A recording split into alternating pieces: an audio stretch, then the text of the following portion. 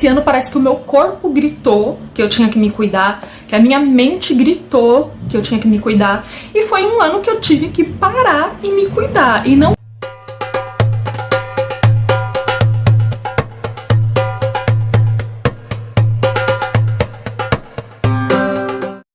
Oi pessoal, tudo bem?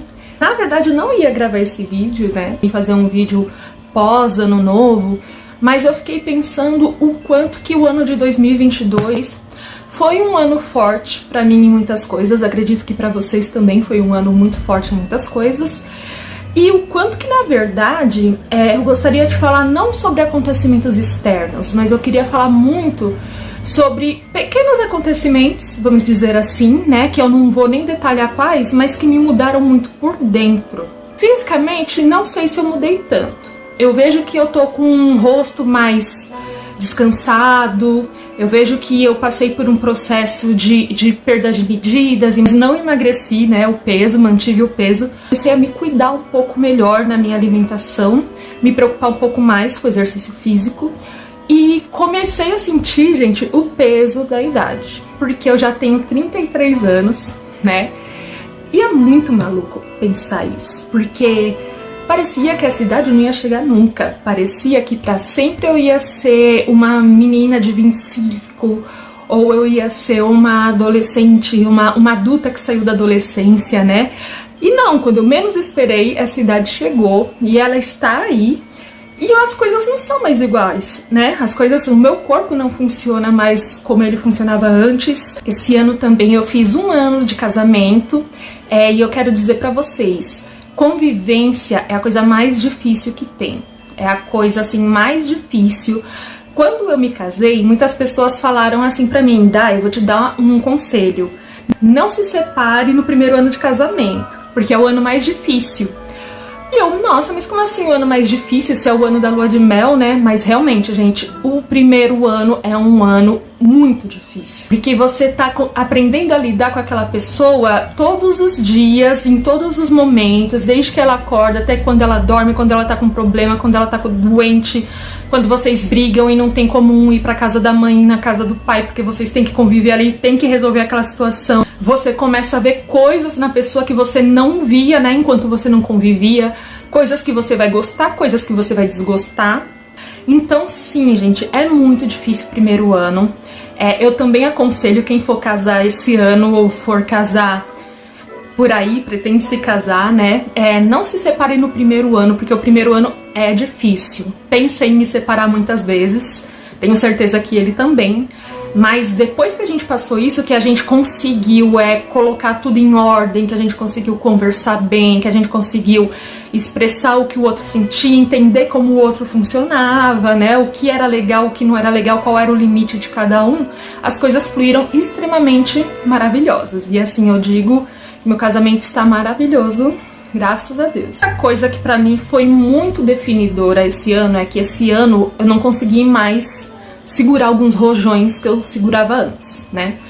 Eu sou uma pessoa que eu sempre aguentei muito bem barras bem pesadas pelas quais eu passava, e eu sempre fui me cuidando mais ou menos, né? Só que esse ano eu não consegui. Esse ano parece que o meu corpo gritou que eu tinha que me cuidar, que a minha mente gritou que eu tinha que me cuidar, e foi um ano que eu tive que parar e me cuidar, e não uma vez, várias vezes. Eu tive grandes crises de sinusite fortíssimas, eu tive muitos shutdowns. Pra quem não sabe, eu sou autista, eu falo disso nos outros vídeos, né? Segui levantado, meu corpo tá totalmente travado, da minha mente tá totalmente anuviada, como eu nunca tinha tido antes. Eu nunca passei por tantas crises nesse sentido como eu passei nesse ano. Eu tive muita espinha, gente, tive espinha demais, umas espinhas que deixaram marcas. Eu não era uma pessoa de ter marca, né, de espinha, agora eu fiquei com várias marcas. Inclusive eu quero agradecer muito, muito, muito a Caroline, que me ajudou nesse processo tanto de aceitação e recuperando o que eu podia recuperar, né, esteticamente. Foi um ano em que muitas coisas da minha adolescência que eu tentava manter lá no escuro, que eu tentava não me lembrar e que eu nem conseguia me lembrar, começaram a me perturbar muito de novo. E eu comecei a ter muitas lembranças de coisas que eu não gostava, muitas lembranças de fases que eu nem lembrava. E parece que o meu corpo acompanhou muito isso, com as espinhas, né? Como eu disse, eu tive muitas.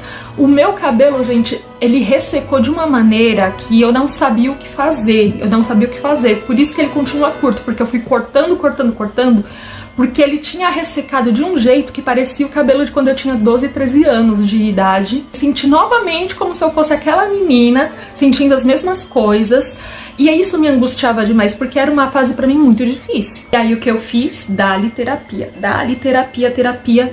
Eu acredito que esse ano foi um dos anos melhores, que eu tirei melhor proveito e que eu me abri de verdade pro processo terapêutico. Comecei a mexer na casquinha da ferida, eu comecei a cutucar naquele lixinho do subconsciente que a gente não quer lembrar.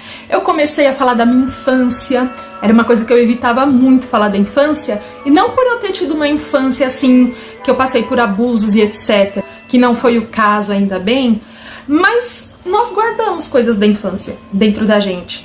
E eu guardava muitas. E sempre que o assunto ia pra infância, eu falava, ah, não, besteira. Ah, não, essa fase já tá superada. Ai, que besteira, haha, era tudo engraçado, né? Eu sofria, mas hoje em dia eu acho engraçado. E mentira! Aquela criança que sofreu, ela ainda existia dentro de mim. Eu me bloqueava muito pra vivenciar essa vida adulta, né? Pra conhecer essa Daiane adulta. Era quase como se fosse uma traição a Daiane menina. Finalmente eu cheguei à consciência de que a vida foi da maneira que ela conseguiu ser, eu fui da maneira que eu consegui ser, minha família foi dessa maneira, né? E que todos os passos, todos os lugares, todos os quebra-cabeças de vida que eu vivi, eles construíram a minha personalidade. Bem ou mal, eu sou desse jeito porque eu vivi as experiências que eu vivi. Então, qualidades que eu tenho, eu agradeço muito a todas essas vivências. Defeitos que eu tenho também vieram dessas vivências, mas os defeitos eles podem ser trabalhados ainda, né? E eu tenho qualidades que eu gosto muito, que eu tenho que agradecer por esses momentos que eu tive que me superar.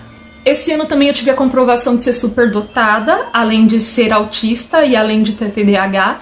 Foi mais difícil o diagnóstico de superdotação do que o diagnóstico de autismo. Depois eu quero fazer um vídeo só sobre isso.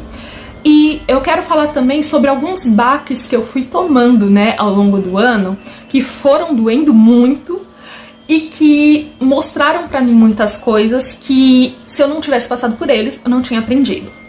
É algo que eu vou deixar de fazer pro ano que vem. Eu vou deixar de querer ser a melhor no que eu faço pra pessoas que não estão se importando com isso.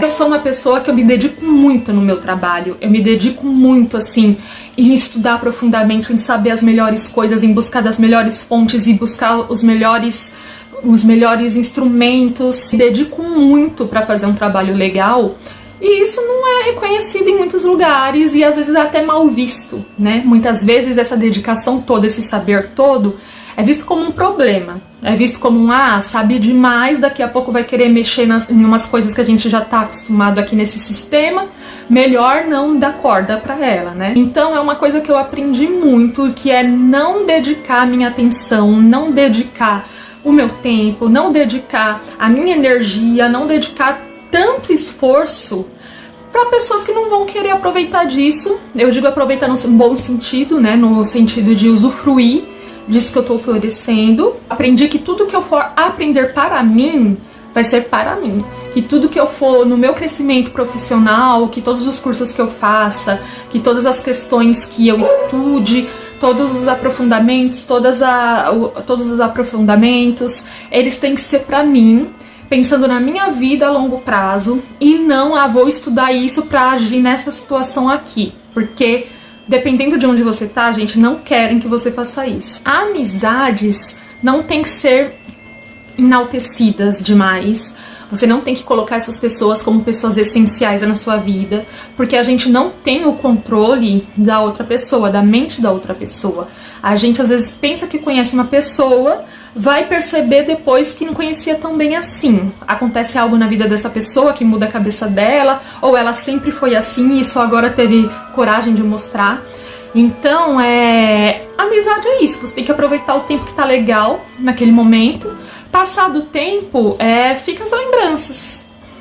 E eu confesso que essas experiências fazem com que eu seja hoje em dia muito mais fechada para essas questões de amizade, tenho um pouco mais de dificuldade de entregar a minha amizade para qualquer outra pessoa hoje. Eu sou muito mais cismada. Não acho que isso é bom, mas eu acho que também foi necessário para mim parar de ser tão ingênua. Foi o ano que eu comecei novamente, depois de muitos processos terapêuticos, depois de muitos processos medicamentosos, comecei, graças a todas as deusas, a me amar de novo, a gostar de mim, da minha aparência, a cuidar de mim, a me achar um mulherão da... Porque de uns anos pra cá eu tava no lixo do submundo, do me sentindo cocô, do cavalo do bandido. E isso vem mudando muito esse ano, muito por conta da minha entrega, né, na terapia, mas também por a minha entrega de querer amadurecer. Inclusive eu fiz uma tatuagem que representa bem isso, né, o quanto que eu me tornei um pouco mais maliciosa esse ano, o quanto que eu deixei de ser tão boazinha, né, por assim dizer, para também ter minha malícia, para também saber atacar quando for necessário. Foi um ano em que eu terminei alguns cursos, foi um ano que eu iniciei outros cursos, foi um ano em que eu me permiti desafios novos, né? Foi um ano que eu comecei a notar que a minha vida tinha muito mais coisas para acontecer, além do que já havia acontecido. E foi aí que eu percebi que parece que só depois dos 30 eu comecei a conhecer de verdade quem eu era. Eu comecei a ter acesso a ferramentas que possibilitaram eu entender muitas coisas, que até então eu não conseguia entender. Foi quando eu descobri o autismo com 31, depois eu descobri o TDAH com 32, depois eu descobri a superdotação com 33, eu fiz até um vídeo falando sobre a demissexualidade, que eu também nem imaginava que isso existia e que eu percebi isso em mim. E para 2023 eu tenho planos de focar muito em mim como pessoa. Esse processo que eu iniciei em 2022 de voltar a olhar para mim mesma, eu quero intensificar isso, não quero colocar isso como segundo plano, eu não quero colocar isso como quando eu tiver tempo, eu quero que isso seja uma prioridade na minha vida. Pretendo cogitar sim a questão da maternidade, vamos ver por aí. Com certeza vai ser um ano muito melhor, gente. Lula no comando. Espero que vocês também estejam abertos à felicidade e às renovações que esse próximo ano vai nos trazer.